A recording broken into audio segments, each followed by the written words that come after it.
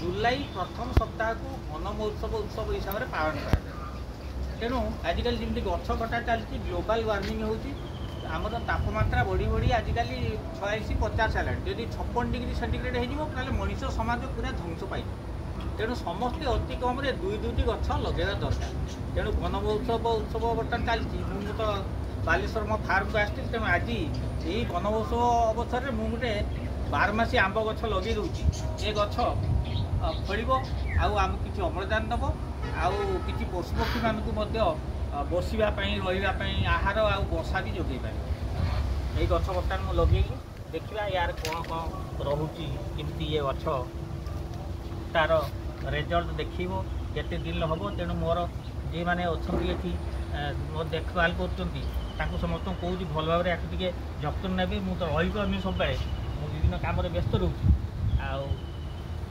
ये गछ आशा करुच्ची सीजन भितर फल हम आम खाଇବା।